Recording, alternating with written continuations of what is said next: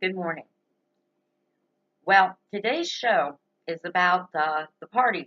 It's a party, right? It's a Republican, it's a Democrat.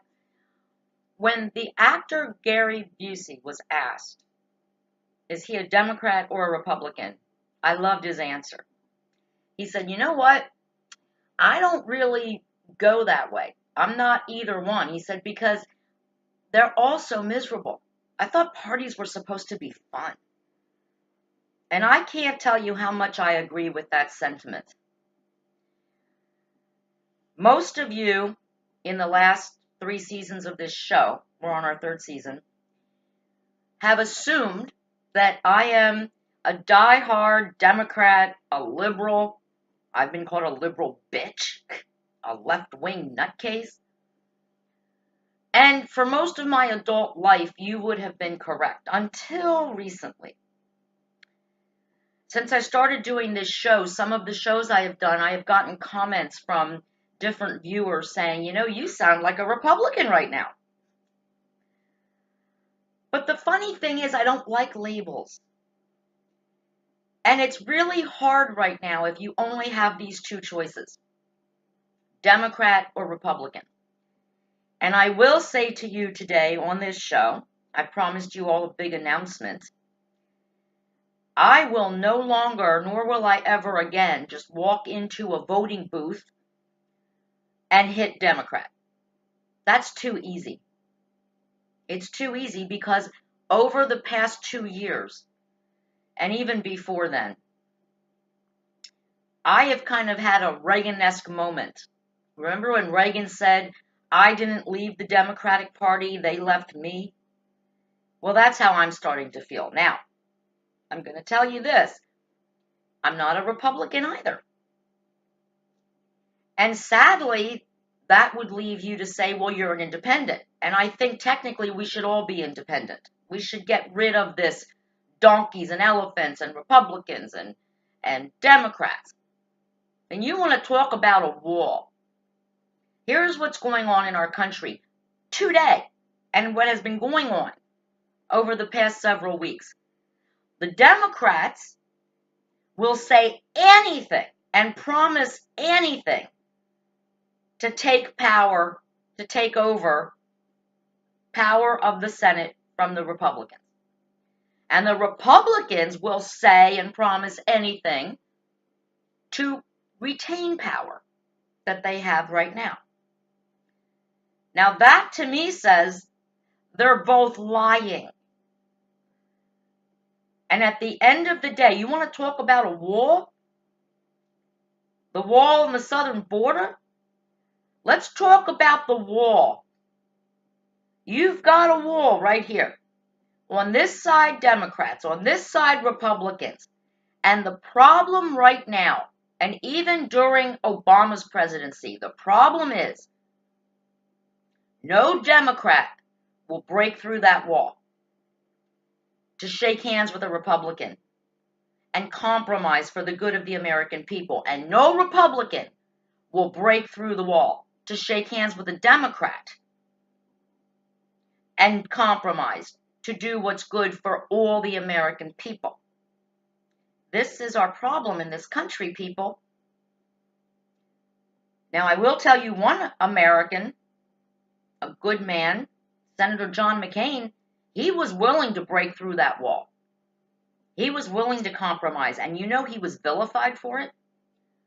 I talked to some people who hated John McCain because he wasn't a good Republican. I mean, really? What about being a good American? Where did we become so infatuated and so loyal to a donkey and an elephant that we've forgotten that we're Americans? That we're Americans first. And why is it so horrific that a Republican would compromise with a Democrat, would have lunch with a Democrat, or vice versa, to do something good for all Americans? John McCain could have been president of these United States. The reason he was not president is because he was a Republican. Now, think about this. Not because he was a Republican, but because of the evangelical right-wing faction of the Republican Party that John McCain's people said, you have to choose a running mate who is so pro-life. And he chose Sarah Palin. John McCain wanted a Democrat to be his running mate, to show that the two parties can come together and work for the good of the American people. But his people said, oh, no, no, no. You're going to lose the base. And this is what scares me about the Republican Party. I see some hope in, well, Jeff Flake is leaving, but I see some hope in Lindsey Graham. I saw hope in John McCain. But it's this religious attitude the Republican Party bows down to the evangelicals, who, by the way, do what I'm accused of doing as a Democrat when I was a Democrat. They vote on one topic and one topic alone. Who is the most Christian candidate? Who quotes the Bible better? Who is going to stop women from daring to use birth control and get abortions, even if it means that it saves their life or their rape victims? The base, like Rick Santorum, the senator from Pennsylvania, who had the audacity to say, when asked where his wife was during his presidential debate, she's home taking care of our kids, where she belongs. He didn't last long in that presidential campaign. He wrote in his book that when women go out to work, the family is destroyed. No, see, when women go out to work, the family ends up not on welfare. That should be a good thing, especially for a Republican. One thing I love about the Republicans, they believe in personal responsibility. If you have 6 kids, you go out and work and you support those 6 kids. The government's not going to pay you to have children like the Democrats do. I appreciate that about the Republicans. But what I don't appreciate, and many of my Democratic friends, now let me tell you this. I have a lot of friends who are Democrats, and I have a lot of friends who are in the middle, like I am now. One person told me I am a fiscal Republican and a social Democrat.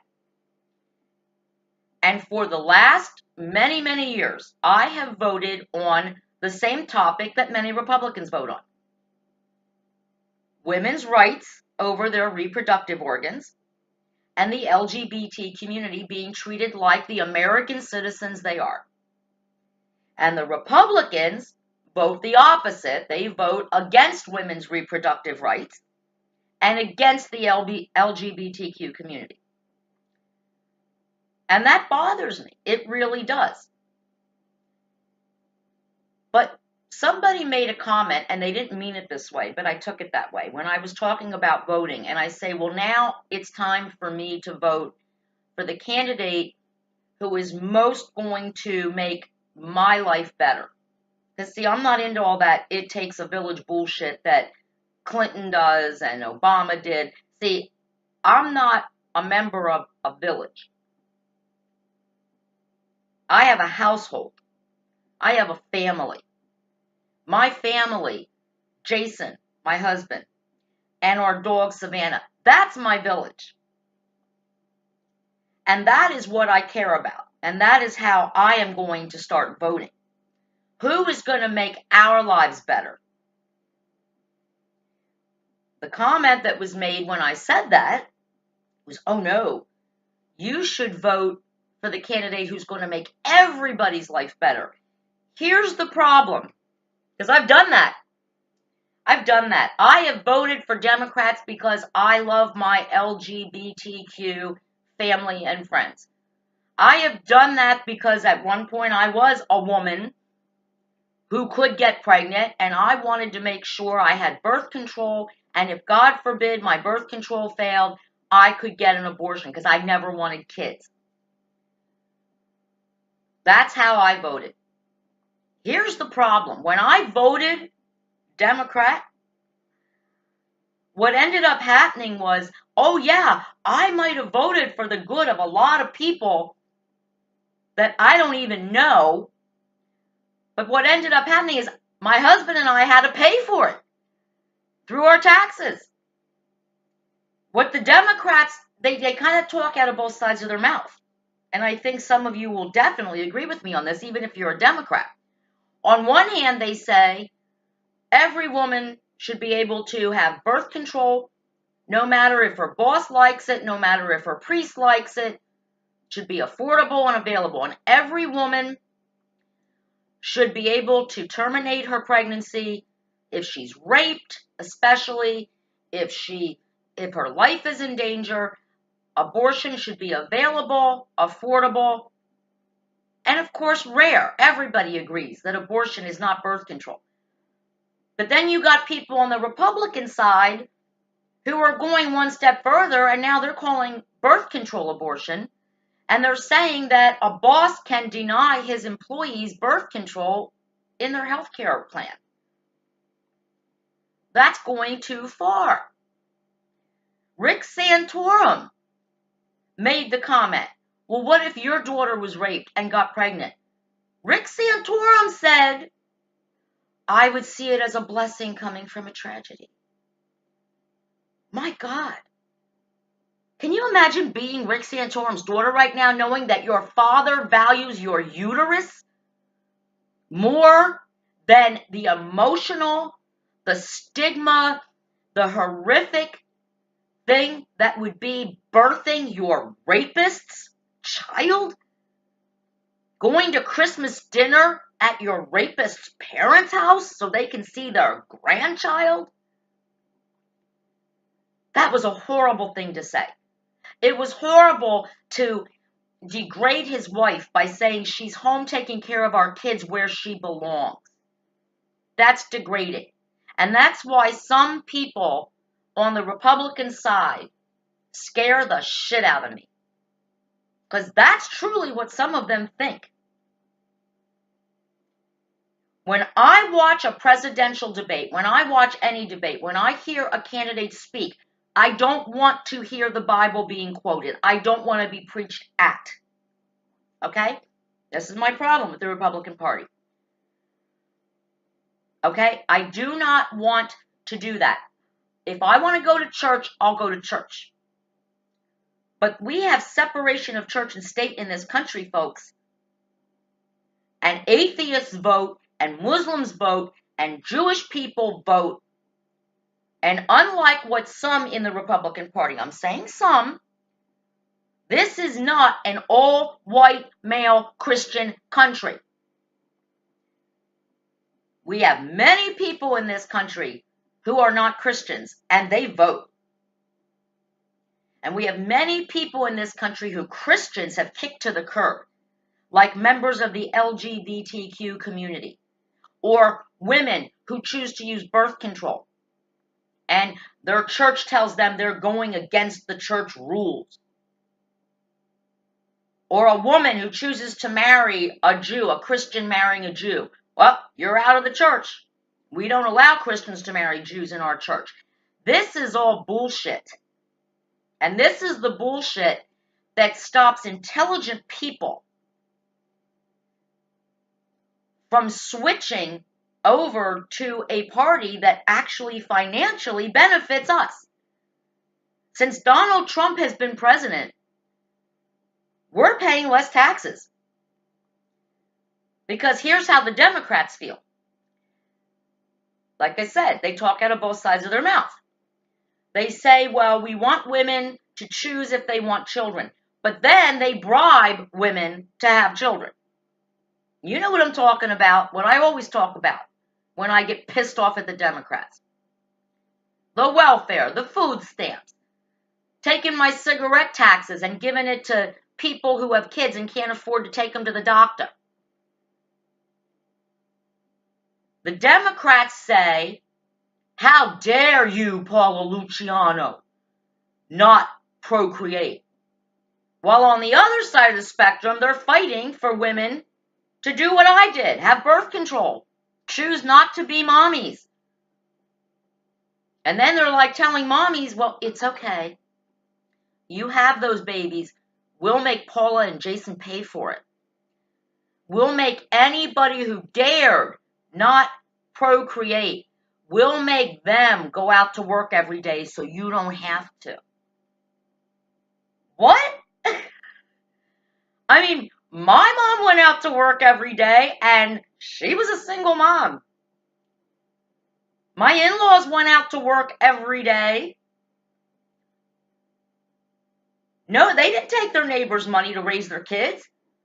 But the Democrats think, and they're getting even better. Now not only do people like us have to pay for a K through 12 and 2 meals a day free for all the kids who go to school, whether they're rich or poor, they all get free food. Now they want us to pay for college. What? I mean, what the hell?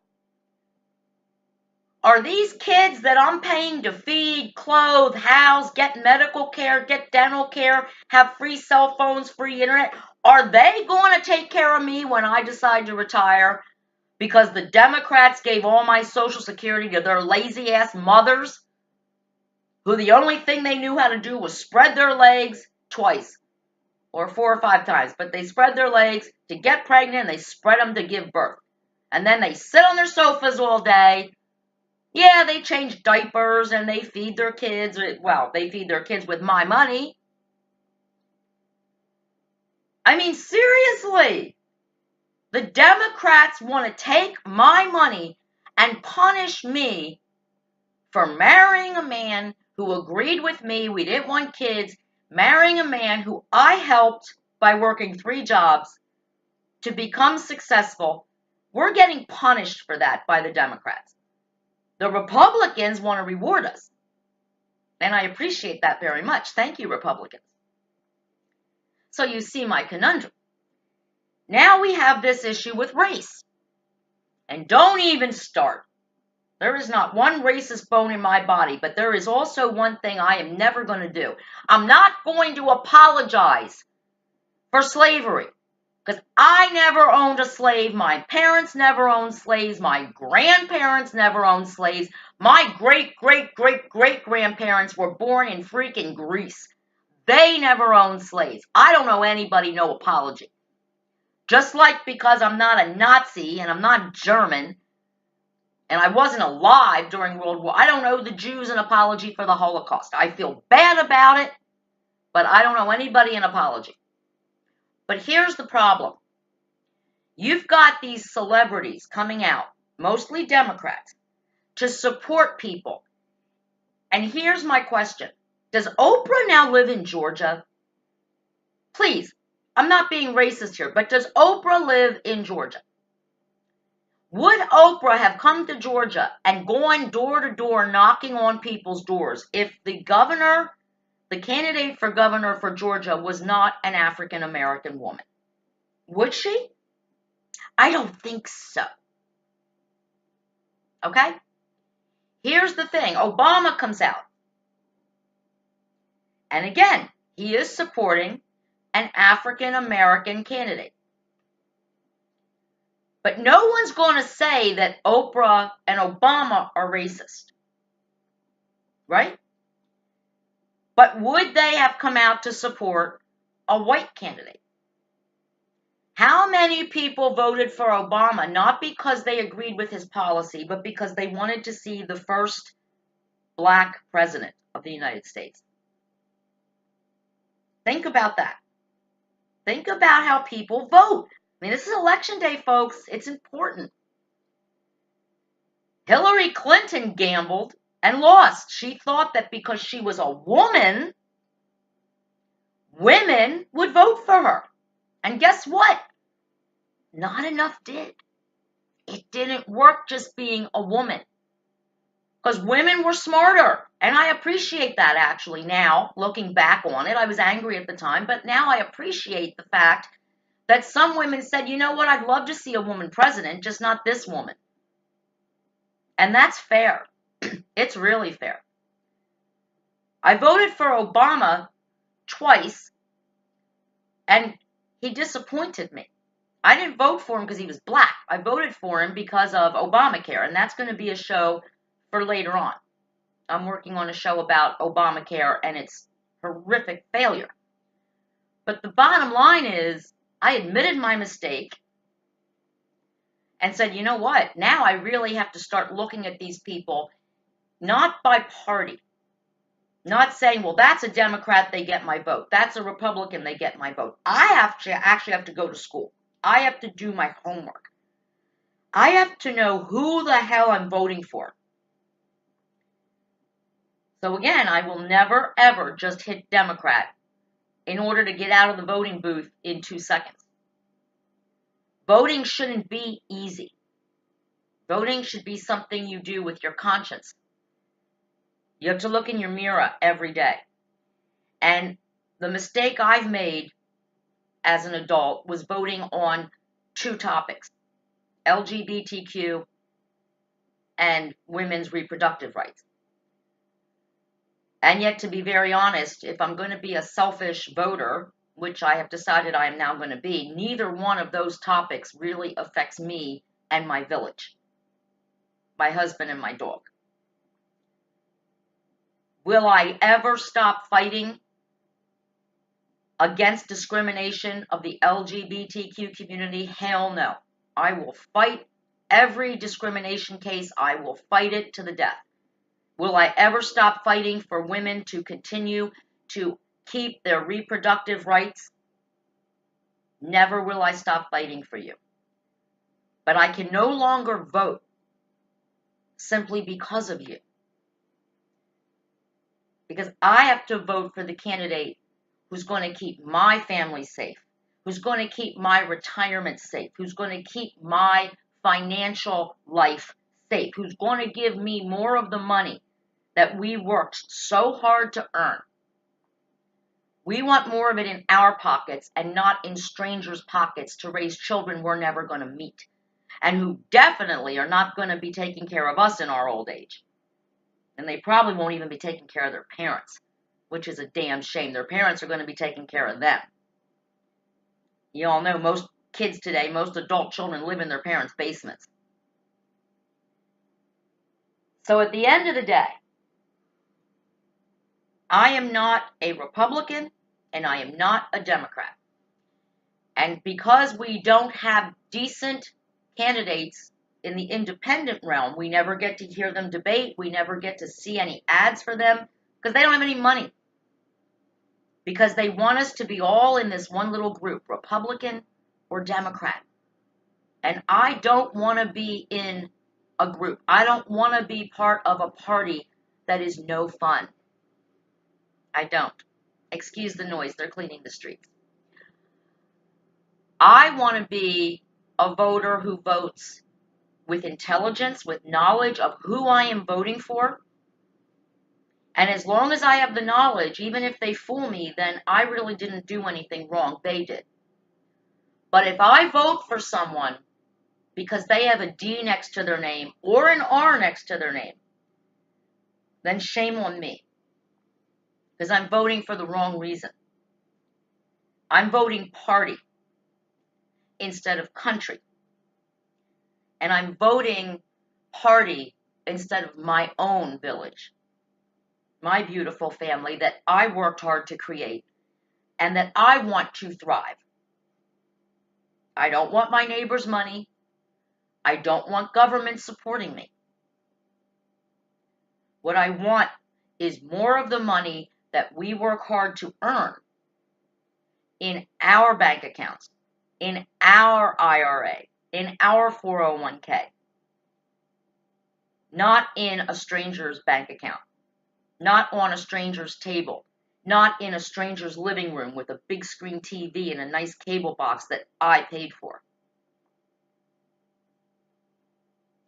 So let's remember this, because there's still time to vote. It's early. You gotta vote intelligently. And once again, nobody wants a preacher in the White House. Nobody wants a preacher in Congress. Some do. I don't. So if the Republican Party wants to get the Democrats like me truly on board, then you start talking to atheists. You start talking to Muslims and Jews and Wiccas. You talk to the LGBTQ community. You tell them that they are welcome in your party and that you're not going to make laws based on a bunch of nutcases who think every American citizen, they have the right to tell every American citizen how they should pray, who they should pray to, and how they should live. That's none of their damn business, and it's not the government's business either. That's why we have the First Amendment. Freedom of and from religion and separation of church and state. And if the Republicans, John McCain, if he had not picked Sarah Palin with her hypocritical, I preach abstinence, and then her 17-year-old daughter walks out 5 months pregnant.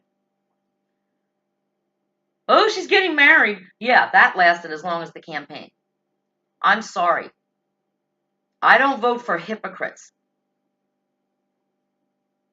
If you tell me that I'm not supposed to have sex before marriage and your 17-year-old daughter is pregnant and not married, I'm not going to listen to you. And you also don't have the right to make rules for me and other women. Hypocrites have no business making laws for anybody if they're not going to follow the same laws that they try to pass.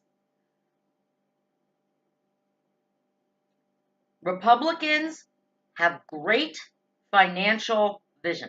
They do.